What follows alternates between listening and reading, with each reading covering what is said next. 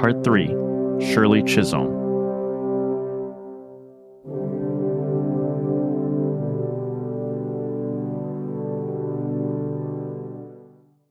When Margaret Chase Smith ran in 1964, women weren't the only group of people making political gains. African Americans were leading a civil rights movement that would forever change the country. As more minorities were elected into office, one black woman in particular stood out and would make her mark on presidential politics. Shirley Chisholm was born Shirley Anita St. Hill on November 30th, 1924, in Brooklyn, New York, to immigrant parents from Barbados. She was the oldest of 4 girls. When Shirley was 3, her parents sent her and her sisters back to Barbados and planned to bring them back when they made enough money. Her parents worked the hard immigrant life. Her dad was a baker, while her mom was a seamstress. Shirley lived with her grandmother, a strong-willed woman in Barbados, and got a formal British-style education. In her autobiography, she wrote, quote, "Years later, I would know what an important gift my parents had given me by seeing to it that I had my early education in the strict traditional British-style schools of Barbados. If I speak and write easily now, that early education is the main reason." When Shirley was 10, she moved back to Brooklyn, which was a cold, harsh transition for her. The times were hard enough on her family, with the Great Depression and all, but add to that the racism they experienced. Shirley's father, Charles St. Hill, was a follower of black nationalist Marcus Garvey and instilled in his children pride in their black heritage. Her parents were determined to give Shirley and her sisters the best future possible and were devoted to their education. And Shirley shined as one of her school's best students. When it came time to go to college, she turned down offers from Oberlin and Vassar and instead went to Brooklyn College so she could live at home and benefit from free tuition. Shirley later said that her time in college was a turning point in her life. Brooklyn College had a very liberal campus, but there were very few blacks, and the blacks that did go there were often the victims of racism. They weren't allowed to join many campus clubs. Many progressive whites still expected blacks to remain subservient to them. One of her professors was a man named Louis Warsoff, who had served as a Democrat in New York City politics. She later wrote that Warsoff was, quote, "one of the first white men whom I ever really knew and trusted." He recognized her talents and leadership abilities and encouraged her to get involved in politics.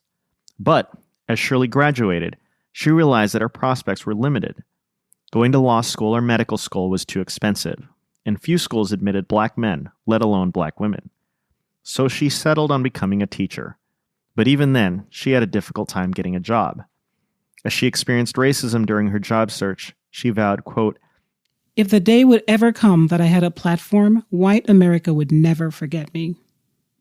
She also said later, because of her Caribbean background, she was the target of whispers in the black community.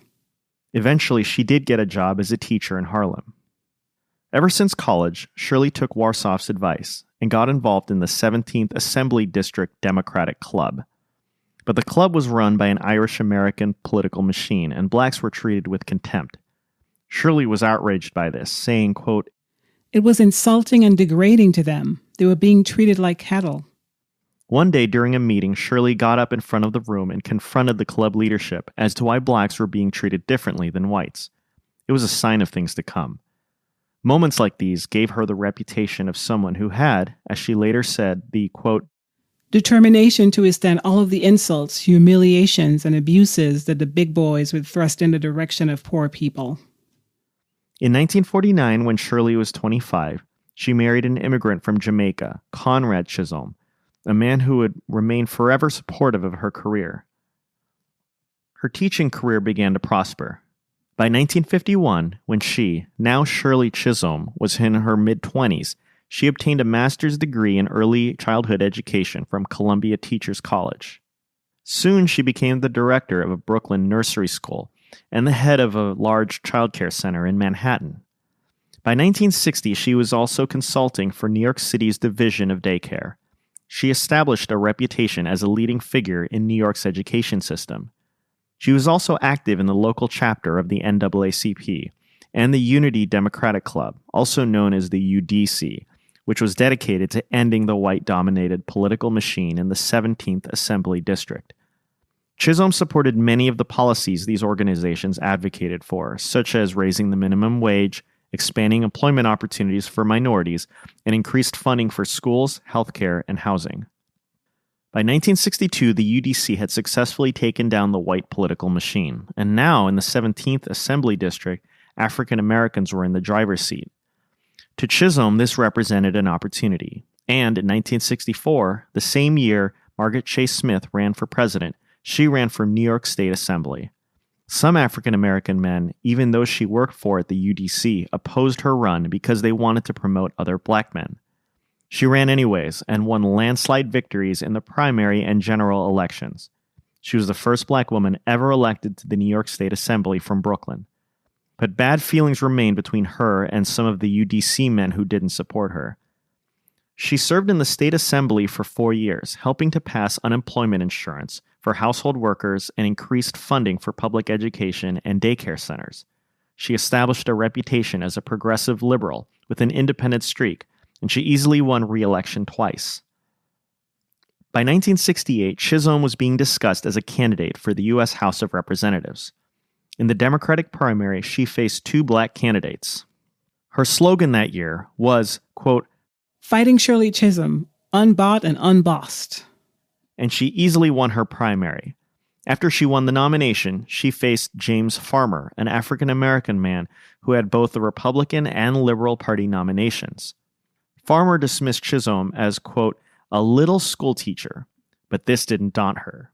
She responded, saying, quote, "Mr. Farmer came over here from Manhattan because he thought I was going to be a pushover. I'm not afraid of him. I've licked the hell out of every man I've ever run against." In November of 1968, Shirley Chisholm defeated Farmer in a landslide to become the first African-American female elected to the U.S. House of Representatives. By breaking racial and gender barriers, she became a national figure overnight. She was one of 10 African-American members in the House, a record for the time. While she was the only black woman in the House, Margaret Chase Smith was the only woman in the Senate. But unlike Smith, she didn't rise initially through the widow's mandate. She continued supporting liberal policies, opposing the Nixon administration's cuts to the Head Start program, its defense budget increases, and the Vietnam War. At the same time, she supported the ERA, increased funding for housing, expanded union rights, healthcare insurance, and raising the minimum wage. In 1971, she helped found the Congressional Black Caucus, and identified as a feminist when she joined the National Women's Political Caucus.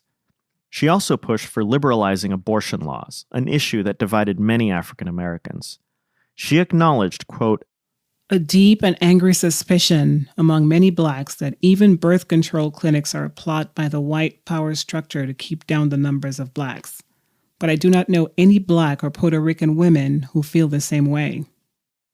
Chisholm felt that she was never accepted by her male colleagues, including those in the Congressional Black Caucus. Meanwhile, as young people engaged in protests around the country, she became a popular speaker at rallies and college campuses for her liberal views. Soon, many of Chisholm's supporters began urging her to run for president in 1972. The political landscape was shifting dramatically. Gallup polls showed that 2/3 of Americans would be willing to vote for a woman president, an all-time high. And for the first time, a higher percentage of women supported having a woman president than the percentage of men. And political reforms meant that primaries would play a bigger role in choosing delegates. This was expected to increase the impact of minorities and women in the election process. The National Women's Political Caucus hoped to take advantage of these changes, and they began talking about who would become the first woman president. Congresswoman Chisholm emerged as a possible presidential candidate.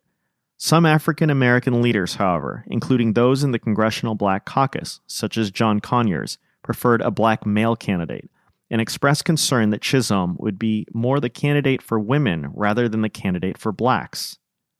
Chisholm herself often said, quote, "Of my 2 handicaps, being female put many more obstacles in my path than being black." In addition, Chisholm was not considered part of the Washington establishment, and after only 2 terms in the House, she had almost no money for her candidacy. These challenges never deterred her, and on January 25, 1972, at Concord Baptist Church, she announced her candidacy for the presidency. As she said, she was running not just for blacks or women, but for all Americans. I stand before you today as a candidate for the Democratic nomination for the presidency of the United States of America. I am not the candidate of Black America, although I am Black and proud. I am not the candidate of the women's movement of this country, although I am a woman, and I am equally proud of that. I am not the candidate of any political bosses or fat cats or special interests. I stand here now without endorsements from many big-name politicians or celebrities or any other kind of prop. I do not intend to offer to you the tired and glib cliches which for too long have been an accepted part of our political life. I am the candidate of the people of America. And my presence before you now symbolizes a new era in American political history. I have always earnestly believed in the great potential of America. Our constitutional democracy will soon celebrate its 200th anniversary, effective testimony to the longevity to our cherished Constitution and its unique Bill of Rights, which continues to give to the world an inspirational message of freedom and liberty. I stand before you today to repudiate the ridiculous notion that the American people will not vote for qualified candidates simply because he is not white or because she is not a male. I do not believe that in 1972, the great majority of Americans will continue to harbor such narrow and petty prejudice. Although many women viewed her announcement with excitement, some feminist leaders, like Betty Friedan and Gloria Steinem, were torn between supporting her and other liberal candidates, all males, who they felt might have a better chance at the nomination, like Senators Eugene McCarthy and George McGovern. In addition, Chisholm often found herself in the middle of conflicts between the groups supporting her. In her words, quote, all of these different segments, blacks, women, Chicanos, and Puerto Ricans, were involved in a political campaign for the first time, and they wanted to be number one in the campaign wherever I went in the country. Things were particularly contentious between blacks and feminists. She said, quote, I had to spend time with them trying to smooth things out, and with the feminists trying to convince them that there was more to the campaign than their concerns. One thing I found quite fascinating was the mutual respect she had with one of the most controversial men of that era, Alabama Governor George Wallace, who famously supported segregation and opposed pretty much everything Shirley Chisholm stood for. Remember, Wallace was practically the face of segregation and said, quote, I draw the line in the dust and toss the gauntlet before the feet of tyranny, and I say segregation now, segregation tomorrow, and segregation forever.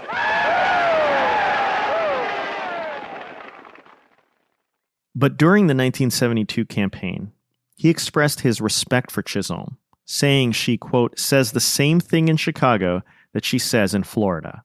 I respect people, whether I agree with them or not, who say the same thing and don't talk out of both sides of their mouth. When Wallace was shot by a would-be assassin, Chisholm visited him in the hospital, which attracted much attention. She said she wanted to run a campaign without impugning the motives and maligning the character of her opponents. Otherwise, she would only encourage, quote, the same sickness in public life that leads to assassinations. Of the meeting with Wallace, she later said, quote, Black people in my community crucified me, but why shouldn't I go to visit him? Every other presidential candidate was going to see him. He said to me, what are your people going to say? I said, I know what they're going to say, but I wouldn't want what happened to you to happen to anyone. He cried and cried and cried. Wallace continued to speak highly of her. In fact, 2 years later, when Chisholm was pushing to boost the minimum wage for domestic workers, she contacted George Wallace to help swing Southern members of Congress. As she said, quote, many of the Southerners did not want to make the vote. They came around. Although the odds were stacked against her, she made enough of an impact that she was the target of a dirty political trick, which some historians attribute to the Nixon White House. An extremely appalling press release was circulated that claimed Chisholm was a transvestite and a schizophrenic who once had been committed to a mental institution. A supposed physician made an absolutely vile claim, and just to warn you, this is a bit graphic, that, quote, Representative Chisholm makes facial grimaces, talks and gestures to herself, exhibits inexplicable laughter and weeping, and at times has an abnormal interest in urine and feces, which she smears on walls and herself.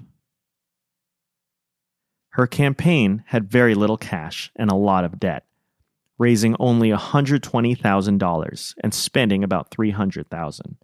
Frontrunners at the time spent about $1 million in the primaries. During the first contest, the Iowa caucus, Chisholm placed 5th with 1.3% of the vote. The best she ever did was in New Jersey, where she got 2/3 of the vote, but 0 delegates were awarded to her from that state. After 6 months of campaigning, she finished 7th in the primary vote count with 2.7% of the popular vote.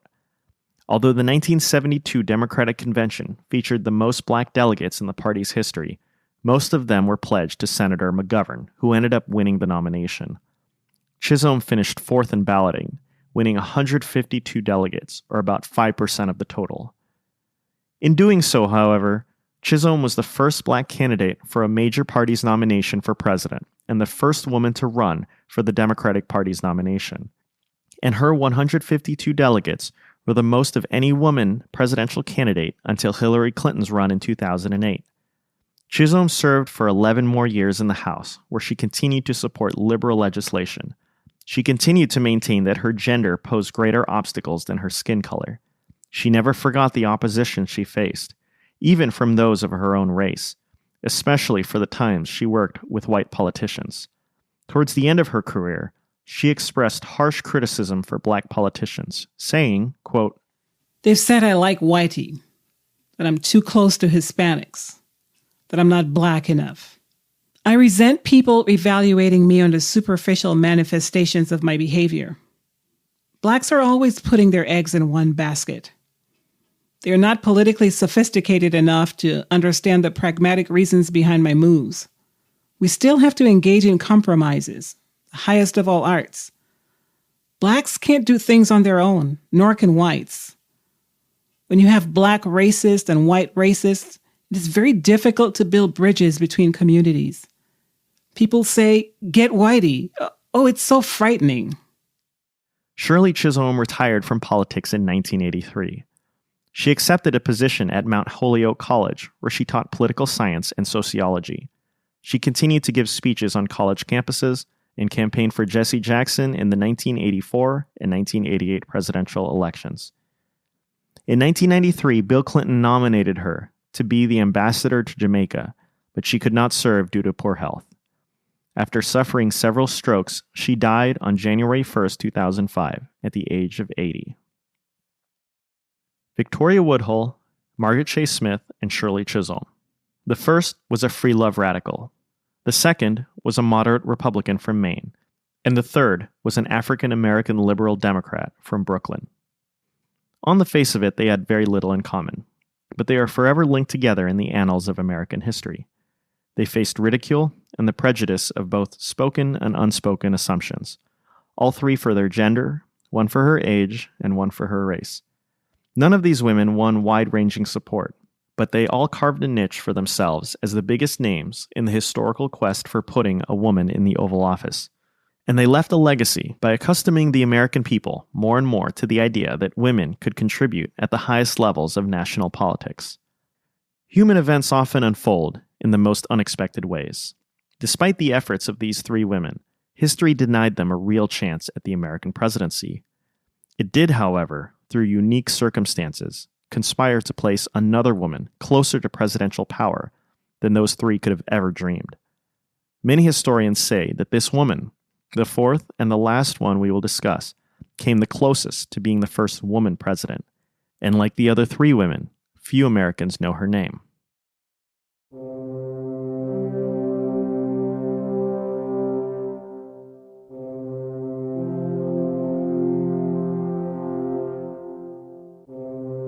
Part 4. Edith Wilson.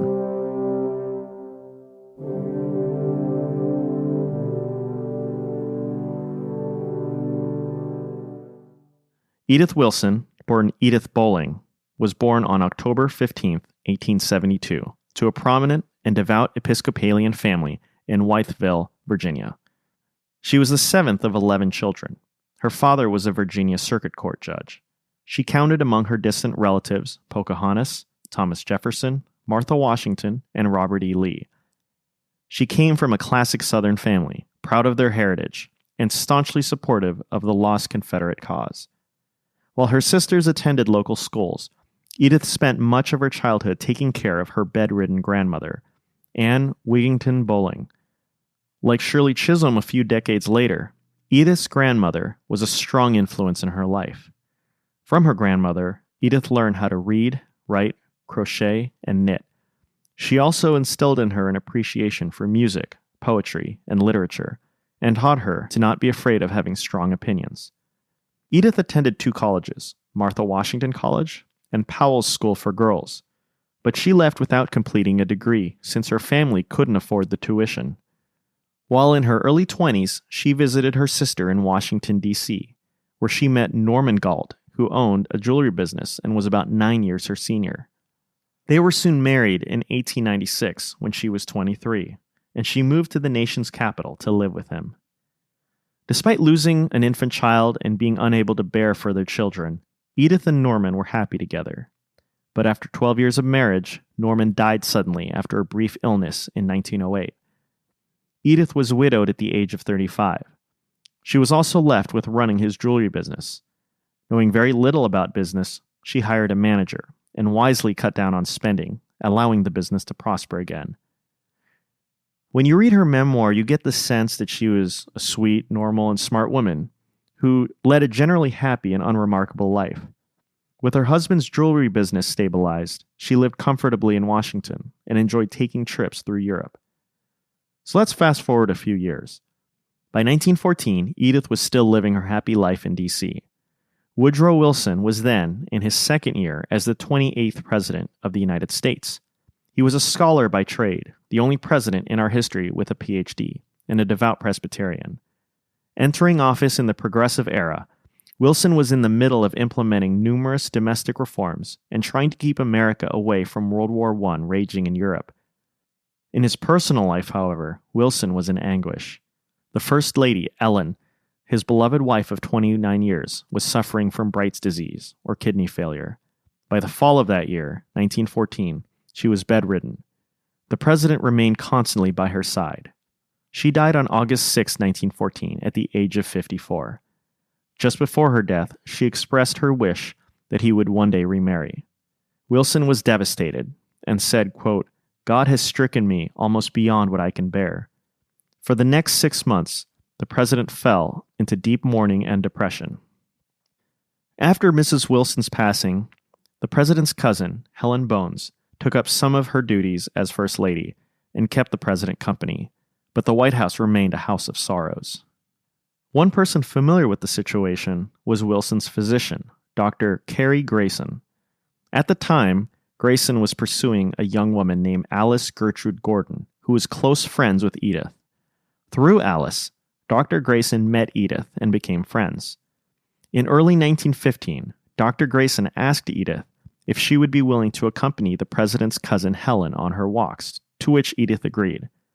Edith and Helen became close friends. One day, as they walked through Rock Creek Park, Helen confided to Edith about the president and his lonely state. Knowing the pain of losing a spouse, Edith's heart went out to the president. In March 1915, Helen invited Edith to come to the White House for some tea after one of their usual walks. She refused at first, saying that she felt underdressed and that her boots were too muddy for the White House, but Helen insisted. They got to the White House and took the elevator. When they stepped out, they ran into Dr. Grayson and President Wilson. They too had muddy boots, having just returned from a game of golf. The two men joined Edith and Helen for tea. The president found himself quite taken by Edith. And just like that, Edith's normal, quiet life was changed. Although Woodrow Wilson was 16 years older than the 42-year-old Edith Galt and was just recently widowed, he began pursuing her. He took her out on car rides and fancy dinners. On May 4th, 2 months after their first meeting, he and Edith were sitting alone on the south portico of the White House when he revealed to her that he loved her and wanted to marry her. Edith was hesitant. She responded by saying, quote, "Oh, you can't love me, for you don't really know me. And it is less than a year since your wife died." To that he said, quote, "In this place, time is not measured by weeks or months or years, but by deep human experiences." That night, Edith wrote President Wilson a letter saying that she wasn't rejecting his proposal, but wanted to know him better. She said, quote, "Here on this white page, I pledge all that is best in me, to help, to sustain, to comfort. And that into the space that separates us, I send my spirit to seek yours." In response, Wilson wrote her, quote, "Here stands your friend, a longing man, in the midst of a world's affairs, a world that knows nothing of the heart he has shown you, but which he cannot face with his full strength or with the fullest of keen endeavors, unless you come to that heart and take possession, not because it is exposed, but because simply, and only because, you love him. Can you love him?" Over the next few months, the president and Edith's relationship grew deeper. He began walking her through what it would be like if they got married and she became the First Lady. Wilson's advisors, however, urged him to wait to remarry, fearing the public would feel he was moving on too soon after his first wife's passing. But the smitten president rejected that advice. By October 1915, they announced their engagement.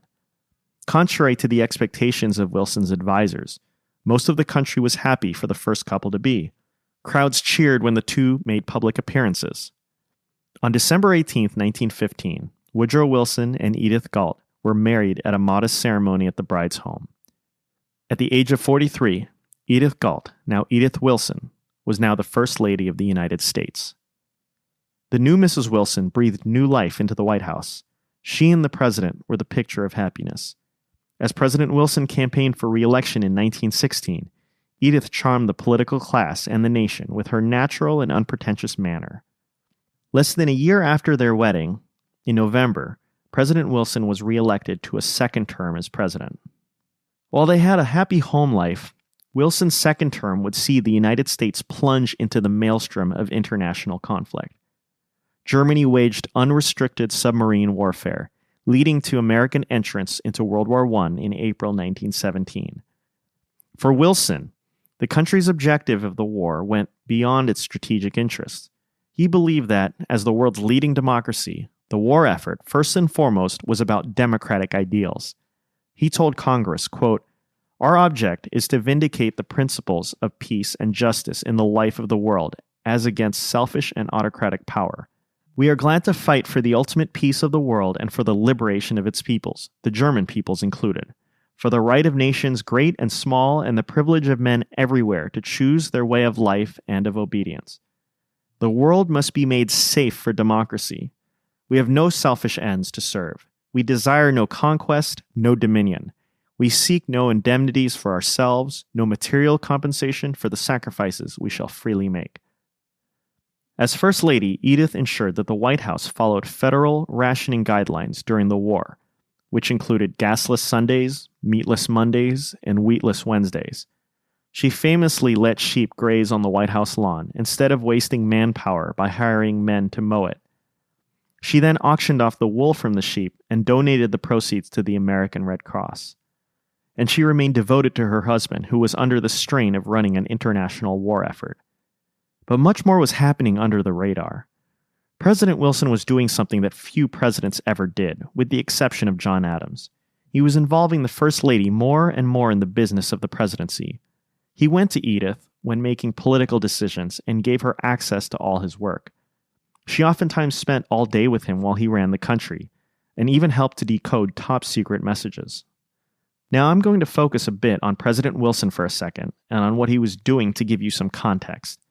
In January 1918, President Wilson delivered a speech that announced his vision for the world after World War I. The aims and principles included in that speech are known to history as the 14 points. Wilson basically spelled out what he meant by making the world, quote, safe for democracy. It meant freedom of navigation, disarmament, self-determination, and the creation of a world organization that would guarantee political, and economic independence and territorial integrity. They were the encapsulation of Wilson's high-minded idealism, and they were the principles on which he would stake the remainder of his presidency. Wilson dreamed of instituting America's democratic ideals of equality and liberty worldwide, and believed that, in doing so, he would prevent another world war from breaking out. It was perhaps the most ambitious initiative ever undertaken by a president. Reaction to the 14 points was mixed. French President Georges Clemenceau was said to have remarked scornfully that God has only 10 commandments, but Wilson has 14. Now, when American troops entered the war in Europe, the tide turned in favor of the Allies. Germany agreed to an armistice on November 11, 1918. By the end of 1918, Edith had accompanied her husband to Paris to participate in the treaty negotiations. Now, I'm not going to get too much into the nitty and gritty of the conference because that isn't the focus of this episode. But basically, Wilson was forced to make a few concessions to his 14 points, which he wasn't happy about, and the European allies demanded imposing a harsh peace on Germany. But the final treaty, called the Treaty of Versailles, did include Wilson's most cherished point, the creation of an international organization, which was being called the League of Nations. Wilson believed that the creation of the League was key to preventing the start of another world war. The treaty was signed by the participating nations on June 28, 1919. Now all that was needed was ratification by the signing powers. In the United States, the treaty needed a 2/3 vote in the Senate to be ratified. But when President Wilson returned home, he faced a Republican Senate that opposed his treaty. Even worse, during the conference, his health was beginning to fail. Like millions of other people during one of the worst pandemics in history, Wilson was stricken with the influenza in April 1919 and was mentally and physically exhausted upon his return. Despite this, Wilson decided to undertake a grueling crusade across the country to rally support for the treaty. So, on September 3, 1919, President and Mrs. Wilson, as well as a retinue of aides, servants, and Secret Service agents, boarded the presidential train car named the Mayflower and headed out west. The itinerary called for traveling 9,981 miles to give speeches in 29 cities. Understandably, Wilson's doctor advised him not to make the trip. Some historians believe that Wilson had a death wish and a messiah complex, perhaps hoping that if he died while fighting for the League of Nations, it would galvanize support for his dream. During the tour, he said, quote, "Even though in my condition, it might mean the giving up of my life, I will gladly make the sacrifice to save the treaty." On another stop, he said, quote, "If I felt that I personally in any way stood in the way of this settlement, I would be glad to die that it might be consummated." The trip weakened the president further, who complained of headaches and loss of appetite. He grew pale and became thinner. At times, he was met with heckling crowds. Finally, Wilson's health snapped. On the evening of September 25, 1919, after speaking in Pueblo, Colorado, Edith in horror found her husband incapacitated, his face twitching, and in a state of extreme nausea. He had suffered a mini stroke. The next day, the trip was canceled, and the group sped back home to Washington. The press was told that Wilson was ill and suffering from nervous exhaustion, but was improving. But on October 2, 1919, the president suffered an even worse collapse. Dr. Grayson examined him and declared, quote, "My God, the president is paralyzed." He was severely incapacitated on his left side. He lost vision in his right eye and was incoherent. Dr. Grayson had said that for Wilson to live, he essentially had to stop functioning as president. Quote, "He shouldn't be bothered with any matters of official character. It was to be a complete rest, not a partial rest, and nothing was to be allowed to interfere with the president's restoration to health if possible." Another doctor, Francis Durkham, affirmed what Grayson had said and warned the First Lady that, quote, "Every time you take him a new anxiety or problem to excite him, you are turning a knife in an open wound.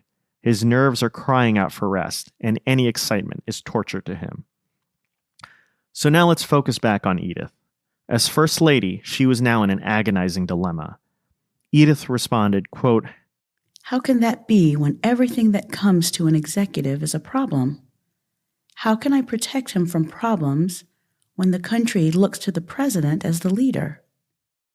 According to Mrs. Wilson, Dr. Durkham responded, quote, "Madame, it is a grave situation, but I think you can solve it. Have everything come to you. Weigh the importance of each matter, and see if it is possible by consultation with the respective heads of the departments to solve them without the guidance of your husband. In this you can save him a great deal." The obvious question was whether Wilson should resign and allow Vice President Thomas Marshall to ascend to the presidency. After all, the Constitution provides for, quote, "the case of removal, death, resignation, or inability of the president with the ascension of the vice president until the disability be removed."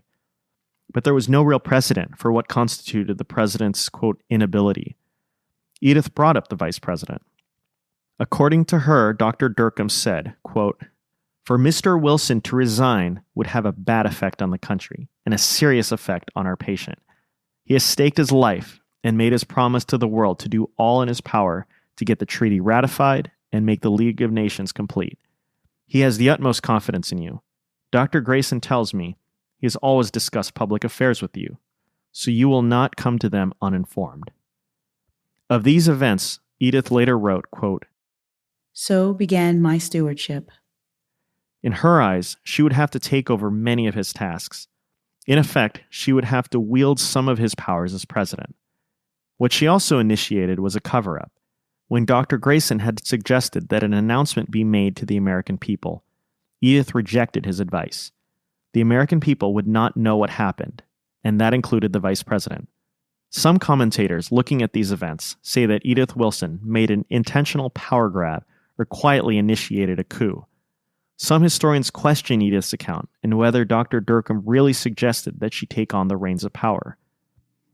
Either way, it's unlikely, given her background and initial reluctance to marry him, that she lusted for the power of the presidency. And whether or not Dr. Durkham made those suggestions, it is likely that she genuinely feared losing her husband and being widowed twice, having married him just 4 years earlier. In her eyes, her choice seemed to narrow between the risk of losing her husband or taking on most of his presidential duties. Later on, when a group of officials told her they needed to see the president on an urgent matter, she told them, quote, "I am not interested in the President of the United States. I am interested in my husband's health." In making her choice, Edith Wilson, a woman who, until her marriage to the president, had no political background and had, as she later wrote in her memoir, little interest in the subject, became the first woman in our country's history to exercise the powers of the presidency. She would do so for 16 months. Despite her best efforts to keep the president's health problems a secret, some newspapers reported on rumors about his condition. But she was able to keep the full story from the world, including the president's cabinet. This was a different time. Remember, even JFK, almost a half a century later, was still able to hide much of his private life from the public, and the media cooperated. When asked about Wilson's condition by a reporter, Attorney General Mitchell Palmer admitted he got his information about the president's health from the newspapers. The cabinet began getting anxious the less they heard from Wilson. Vice President Marshall heard rumors as well, but was largely kept in the dark. Still, he himself was terrified of the possibility of becoming president. Before long, Edith was receiving messages and requests from Congress and the government departments and sending out responses under the president's name, but likely without his knowledge or full consent for every response. One of her first acts was to approve a request selling $3.7 million worth of wheat to the Russian government. She later wrote, quote, "I studied every paper sent from the different secretaries or senators and tried to digest and present in tabloid form the things that, despite my vigilance, had to go to the president. I myself never made a single decision regarding the disposition of public affairs. The only decision that was mine was what was important and what was not, and the very important decision of when to present matters to my husband." Some historians believe that she was downplaying her role, and that, given the president's state, her decisions went beyond prioritizing requests. Basically, no presidential decision was made without her input, whether it was who saw him or what bills got signed. During these 16 months when her husband convalesced, Edith was understandably overwhelmed. She wrote to the president's top advisor, Colonel Edward House, My hands now are so full that I neglect many things, but I feel equal to everything that comes now that I see steady progress going on. Congressional bills would become law within 10 days if the president didn't sign or veto them, and some of them did become law because there was no response from the White House. Soon, only Edith and Dr. Grayson were seeing President Wilson. Around the country, newspapers speculated that with the president absent, he had suffered a very serious stroke. Dr. Grayson continued to issue statements assuring the American people that the president was improving and in no dire condition. After a few months, Edith started getting the hang of things. As she screened every document for the president from the cabinet and the Congress, she became more confident about making decisions. The fact that Wilson included her in his work as president paid off. She later said, quote, I had talked with him so much that I knew pretty well what he thought of things. The president's private secretary, Joseph Tumulty, said, quote, her high intelligence and her extraordinary memory enabled her to report in lucid detail weighty matters of state brought to her by officials for transmission to him. During this time, Wilson was said to have been feebly articulate. Every day he was lifted out of his bed and placed in a chair. Edith would then read to him items that required his signature, which he would sign with her help. One of his White House staffers wrote, quote, he could not talk plainly, mumbled more than he articulated, was helpless, and looked like a man fatally ill. For the cabinet, still being kept in the dark, the situation was intolerable. Secretary of State Robert Lansing held a cabinet meeting and declared that they would decide how the government would proceed. They called for Dr. Grayson for an update on the condition of the president. Dr. Grayson continued to lie, saying that Wilson was getting better. But in reality, he was getting worse. In fact, in October, Wilson developed an infection of the prostate gland. Vice President Marshall also tried to see the president, but Edith barred him from doing so. You have to imagine how strange and unprecedented this situation was. Here you have the First Lady of the United States, an unelected person, rebuffing the Vice President of the United States, an elected official. But as I mentioned earlier, Marshall feared taking the job of the presidency, so he didn't push the First Lady. With the president incapacitated, Marshall worried about a scenario where he took office, only to have Wilson recover and demand it back. Historian William Hazelgrove speculates that had Marshall been more assertive or someone else more assertive had been vice president, perhaps they would have taken the reins of power sooner, and Edith would never have been in the situation she was. As the months of recovery wore on, Edith tightened her control. She began to refuse even his closest aides, Colonel House and Tumulty, access to President Wilson. Although Edith worked as hard as she could, she still couldn't keep up with her inbox. Appointments stalled and cabinet members complained. Countries requesting recognition, such as Costa Rica, were left in limbo. Ambassadors from foreign lands who paid a call to the White House were never received. She didn't want to bother her husband for fear of stressing him out and endangering his health. She would respond with either silence or a note that said the president needed more time to make a decision. Finally, cabinet members insisted on stopping by the White House. Edith would meet with the cabinet secretaries and make decisions, but often gave little guidance, and they never saw the president. The biggest issue that loomed over the White House was the League of Nations. Republicans led by Senator Henry Cabot Lodge opposed it and voted to take it down. By November 1919, congressional Democrats looked to the White House for some direction, whether to stand firm on the League or compromise with Lodge and the Republicans. The reality was that the votes weren't there for a two-thirds majority unless the president negotiated a compromise with the Republican senators. Democratic Senator Gilbert Hitchcock requested to meet with President Wilson, but Edith refused. He pushed again for a meeting, and finally Edith consented. But during the meeting, Wilson, still ailing, refused to compromise despite the political math. Some historians speculate his health and mental state contributed to his stubbornness. Republicans and Democrats continued to work for a compromise. Senator Lodge signaled the possibility of negotiating with Wilson, especially if the president was willing to give Congress a greater say in America's participation in the League of Nations. This proposal was sent to the White House, but no response ever came. Edith was convinced that matters like this would upset him and endanger his health further. Tumulty and Colonel House pled with Edith to get Wilson to compromise, but she either refused or responded with silence.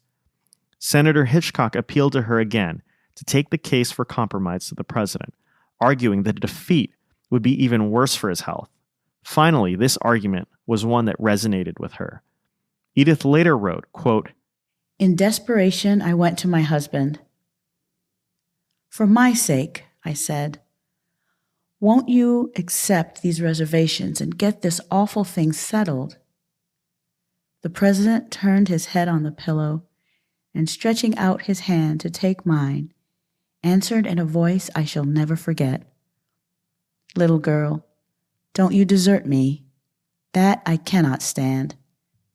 Can't you see that I have no moral right to accept any change in a paper I have signed without giving to every other signatory, even the Germans, the right to do the same thing? It is not that I won't accept it. It is the nation's honor that is at stake.' He went on quietly. 'Better 1,000 times to go down fighting than to dip your colors to dishonorable compromise.'" On November 19th, 1919, the League was quickly voted down by the Senate. When Edith told her husband, he responded with, quote, "All the more reason I must get well and try to bring this country to get a sense of its great opportunity and greater responsibility." Although another attempt was made at compromise, it was rejected again, this time for good, in March 1920. The treaty's rejection had consequences for world politics throughout the 20th century. American participation in the League, some believed, would have strengthened it in the face of aggression by the fascist regimes in the run-up to World War II. One historian believes that the Senate's rejection of the League was the biggest American foreign policy event of the century, and in the middle of it was Edith Wilson. Some historians fault her for not pushing her husband to compromise and preventing many officials access to him, officials who may have been able to sway the president to compromise. Whatever the truth was, Edith Wilson was playing a bigger role in international politics than most Americans had ever realized. As the 16 months wore on, an increasing number of people suspected that Edith was really in charge, and some were sure of it. Republican Senator Albert Fall declared on the Senate floor, quote, "We have a petticoat government. Mrs. Wilson is president." The Daily News in Canton, Ohio wrote, quote, "One of the foremost statesmen in Washington is a woman." The Maryland Star expressed, quote, "the greatest deference and admiration for Mrs. Wilson, the acting president." And by sheer coincidence, at the same moment that a woman was effectively running the government, American women were about to make one of the biggest breakthroughs in the country's history. They were securing the right to vote. On August 18, 1920, the 19th Amendment was passed, guaranteeing women's suffrage. In one of history's ironies, as American women achieved a great political triumph, there was a woman running much of the government and cared little about the suffragists. Edith considered them rude and vulgar. Since 1917, suffragists protested outside the White House, and the first couple could hear them chanting from the residence. President Wilson himself supported women's suffrage, but believed that the states should handle the issue, which didn't satisfy the suffragists. Edith was disturbed when the suffragists burned her husband in effigy. Still, at least one observer believed that Edith herself unknowingly contributed to the suffrage cause. When pondering the rumors that Edith was running the government, journalist Robert Bender wrote that Edith, quote, "proved herself the finest argument for suffrage that any woman by her work has yet offered to the cause." President Wilson himself believed, perhaps in a fit of delusion, that he could run for a third term and win ratification for the League of Nations. But the country was moving on from him. In the summer of 1920, the Democrats nominated Ohio Governor James Cox to succeed President Wilson. For vice president, they nominated a promising young member of the Wilson administration, the Assistant Secretary of the Navy, Franklin Delano Roosevelt. Governor Cox campaigned in support of the League. In Wilson's eyes, the election was a referendum on his policies and his vision. But that November, in the first election in which women could vote, Republican candidate Warren Harding defeated Cox in one of the greatest landslides in American history. It was the nail in the coffin for Woodrow Wilson's plans for the world, and it was the end of Edith Wilson's stewardship of the presidency. On March 4th, 1921, Warren Harding succeeded Woodrow Wilson as President of the United States. The Wilsons left the White House and moved close by to a house on S Street Northwest in Washington, D.C. Edith continued to care for her invalid husband.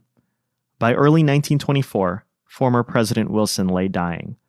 In his last moments, as he held Edith's hands, he said, quote, "I am ready. I am a broken piece of machinery." Just before he passed, on February 3rd, 1924, he spoke his last word, Edith. Widowed for a second time, Edith Wilson remained in Washington. Years later, she campaigned when her husband's former subordinate, Franklin D. Roosevelt, ran for president. She wrote her memoir in 1939, downplaying her role those last 16 months of her husband's presidency. She never sought to publicize her unprecedented exercise of presidential authority. The day after Pearl Harbor, she attended President Roosevelt's speech before Congress requesting a declaration of war, and she contributed to the war effort by giving up her car and working for the Red Cross. She lived long enough to attend President John F. Kennedy's inauguration in 1961. By the end of that year, she was 89 years old, and her heart was failing. On December 28, 1961, Woodrow Wilson's birthday, she died. It had been 40 years since she was running the country. From the fall of 1919 to the spring of 1921, Edith Wilson was the most powerful woman in America. While the Wilson administration continued to conform to her husband's vision, and he appeared to have the final say, much of the day-to-day operations were handled by Edith herself. When cabinet members and members of Congress wrote to the White House, they did so, often addressing her, knowing that she ran the show. And if she wasn't fully president herself, she was something more than a White House chief of staff, having a far closer relationship with the president by virtue of her marriage and devotion to him. It was a unique historical situation that allowed a woman with a relatively common background to ascend to the pinnacle of national power. And it happened, not because she wanted it to happen, but because she believed that she had to do it. It was her love for him and his legacy that led her to take over his duties, to cover up his condition, and to insist that he remain in office. This entire story is rife with questions of legitimacy. Edith was never elected by the American people. She exercised authority over cabinet members under a veil of secrecy. Back in 1919, this was possible to do. Imagine for a second if this would happen today. Let's say that the president just suffered a stroke and is in a coma, and the First Lady tried to hide his condition. Word of the president's ailment would spread with lightning speed around the world. According to the 25th Amendment, the president and the cabinet could declare the president unable to discharge the duties of the office by a majority vote. It's hard to imagine the First Lady successfully hiding the president's condition for long before the vice president and the cabinet acted. And if the First Lady so much as exercised any authority in the president's name, she would be accused of initiating some form of an unconstitutional usurpation of authority. When you think about it, that's basically what Edith Wilson did.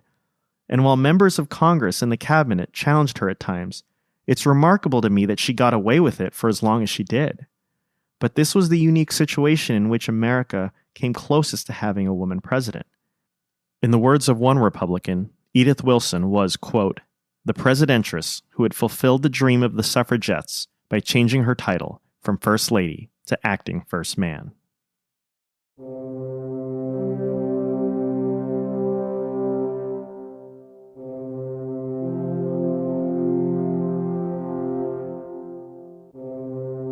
Part 5. Conclusion.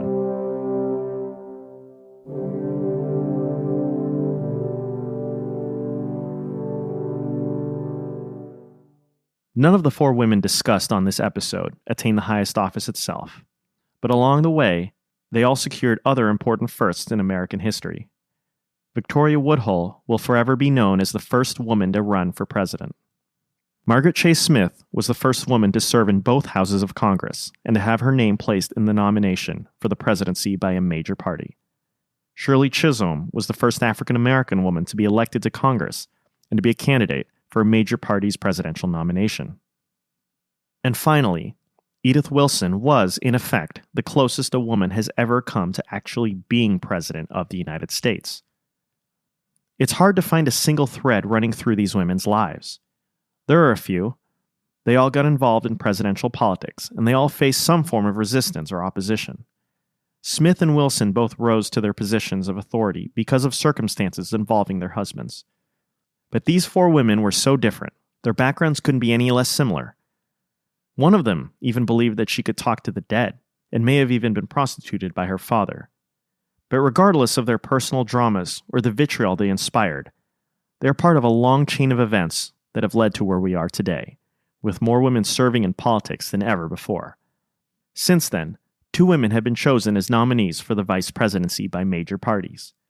And by the time Hillary Clinton announced her candidacy in 2008, the country was no longer shocked to see a woman running for the highest office. These 4 women are an indelible part of our country's story that culminated in the moment in 2016 when Clinton won the Democratic presidential nomination. Going back to what I said at the start of this episode, some people believe that our country needs a woman president, and others do not.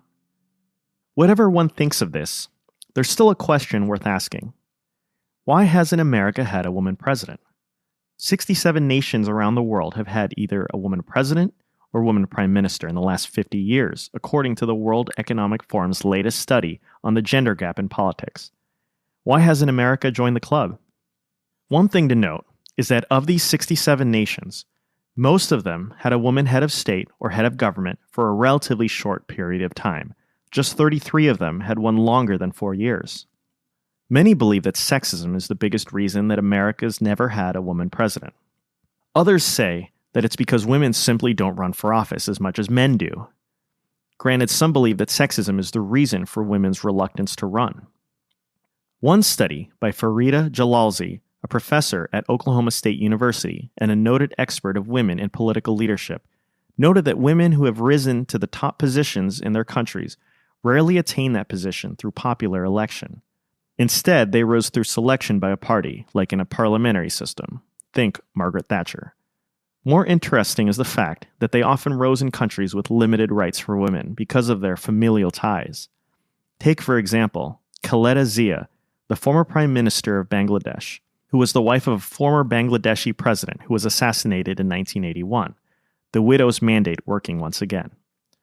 This study noted, quote, "There are compelling reasons why a woman may appear to be a more appropriate heir to political power. For example, a woman may not be seen as independently politically ambitious, and therefore is easily pushed aside by male leaders after coming to office. Alternatively, because women are often viewed as unifiers of the family, they may be charged with the daunting task of uniting their country following a period of political conflict. The implication of all this is that aside from blood relations, or relations by marriage, or selection through a party, women have had a very hard time winning elections through the democratic process. It's a bit ironic. If that's the case, are women the victims of the democratic system, which gives far more weight to the electorate's prejudices? The numbers appear to be quite damning for the United States when it comes to women and politics in general. It ranks 81st on the World Economic Forum's measure of women elected to national congresses, below Mexico and slightly above Morocco, and 72nd in its index of women's political empowerment. About 12,000 people have served in the U.S. House and Senate. Just over 300 of them, or about 2.5%, have been women. But those numbers are improving, and the number of women in politics is currently at an all-time high. 21 out of 100 U.S. senators are women. 84 out of 435 House representatives, 19%, are women. 6 women are governors of U.S. states. Historians agree that the historical disparity in women's participation in American politics is due to the legal constraints and social expectations imposed upon women throughout much of the country's history. But even today, about a century after women secured the right to vote, and with more women than ever serving in politics, many see social forces and gender discrimination at work. A 2014 poll by Pew Research Center reported that half of women said women were held to higher standards than men when it comes to politics. Only a quarter of men agreed. It also reported that 40% of women said many Americans were not ready to elect a woman to higher office. To many, this reinforces the idea that there is a double standard against women. That double standard is based on the notion that men have the stereotypical qualities to be leaders while women do not. Also, it's often argued that women who demonstrate strong leadership qualities are perceived to be unfeminine and therefore unlikable. In the words of former Michigan Governor Jennifer Granholm, quote, "If you had a woman governor who behaved like Governor Chris Christie, she would be labeled as a bitch and unlikable. So yes, women absolutely have to be careful about seeming to be shrill, seeming to be bitchy, and yet being tough and strong. That fine line is one that every woman who runs for office has to navigate." It's also argued that women candidates have to work harder than men to get their message out and their policy positions discussed because they believe the media focuses mainly on their looks and family lives. The issue seems to be a bit more complicated.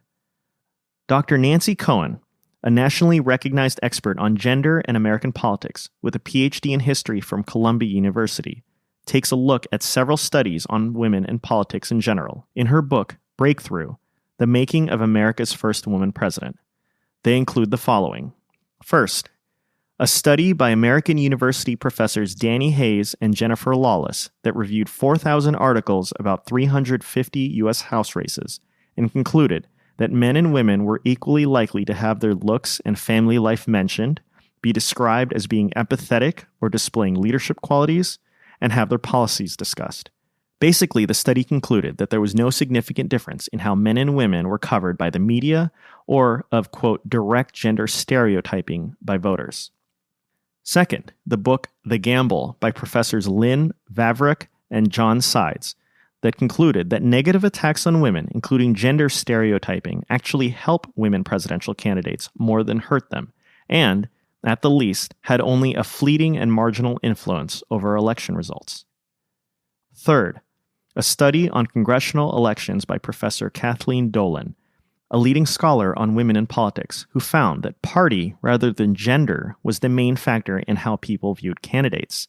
The study mentioned earlier by Professors Danny Hayes and Jennifer Lawless also concluded that, while voters did have some gender biases, partisan stereotypes rather than gender stereotypes had the most influence on perceptions of candidates. They found that voters saw Republican candidates, both men and women, as stronger leaders, and Democratic candidates, both men and women, as more compassionate.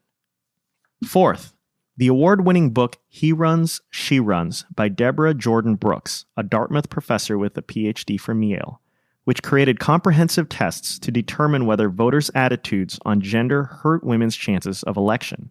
Her study reported that women did not need more experience than men to win elections, nor were they punished for displaying what are perceived to be conventionally feminine qualities.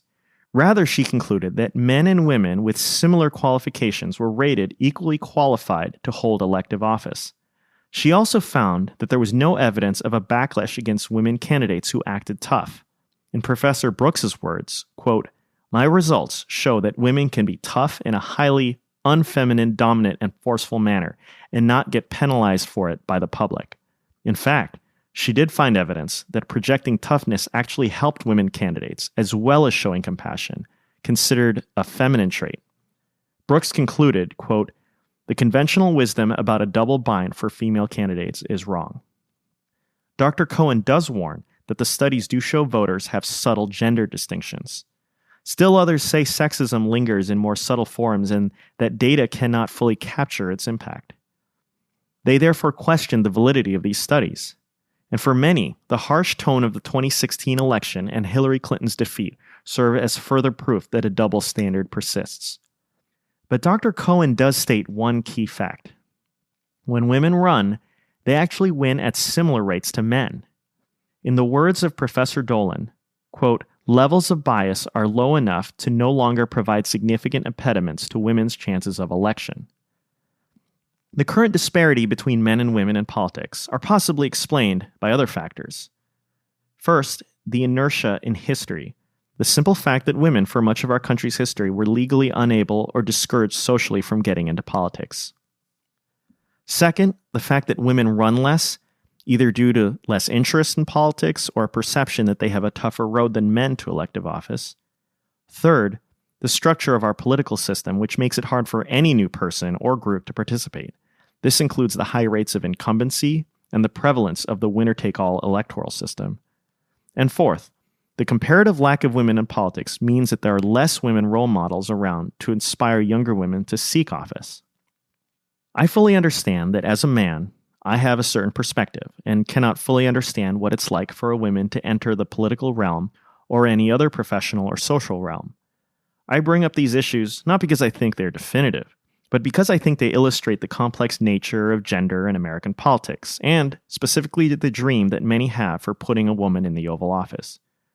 And these insights highlight many of the challenges that were faced by the 4 women discussed in this episode, as well as how far we've come since their lifetimes.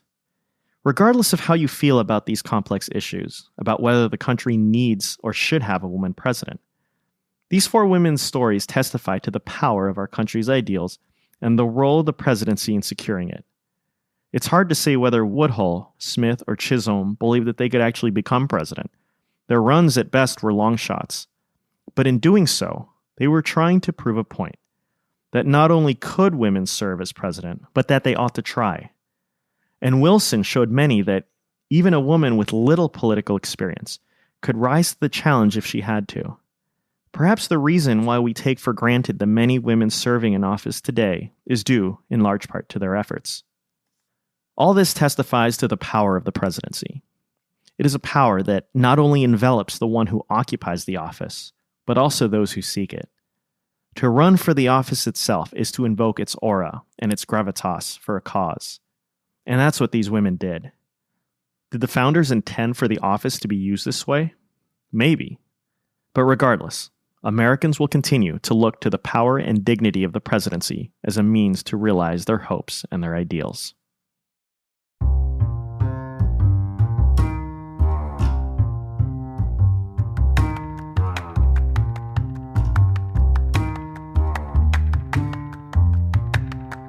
If you want to learn more about important women in American history, we recommend that you check out the National Women's History Museum at womenshistory.org.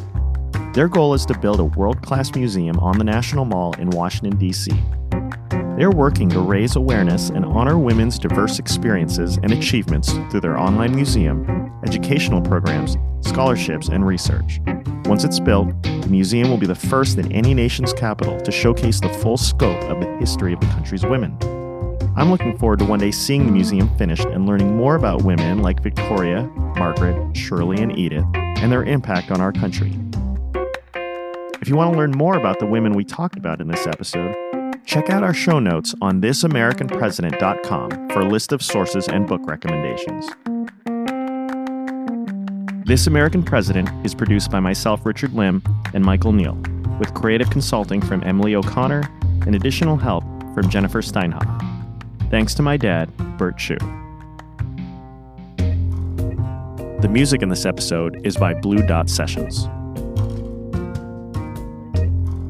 We want to give a special thanks to the women who provided their voices for this episode. Emily Carr as Victoria Woodhull, Margaret Bradley as Margaret Chase Smith, Joanne Scarrett as Shirley Chisholm, and Geo Lynch as Edith Wilson. We also want to thank our Patreon supporters. You too can support us by going to patreon.com/thisamericanpresident. If you like what you've been hearing, you can also help us by sharing an episode on Twitter or Facebook. A few closing comments. First, some of you might be wondering why I didn't cover Hillary Clinton very much in this episode. After all, she was the first woman to get a major party's nomination for the presidency, and she came the closest of any woman to being elected president. And the first reason is that our podcast is primarily focused on history, especially the history that isn't particularly known. As I said in the intro to the episode, talk about a woman president increased a lot in the run-up to Hillary Clinton's campaign in 2008 and again in 2016. But throughout that time, I noticed that few people knew the history behind it. The idea behind the episode is to talk about that history and focus on the unknown rather than the known. And Clinton's campaign is still fresh in people's minds. Books are coming out recapping the entire 2016 election, so there's no shortage of literature on that. We wanted to go in a different direction. The second reason is that time is an important component in assessing historical events. Hillary Clinton's career is just too recent for us to get much perspective. Obviously, she has a major place, maybe the most prominent place in the history of women running for president. But we just aren't at a time when we can fully understand what all that means in a historical sense. At the time of recording this episode, Hillary's book on the 2016 election, What Happened, isn't even out yet. Second, as I was researching Victoria Woodhull's life, I was excited to find out that there's a movie currently in production that will tell her life story. Brie Larson will be playing Woodhull. So, if you found her life story interesting, be sure to check it out. And remember, we were talking about her way back when. I'm Richard Lim. We're back next time with more This American President.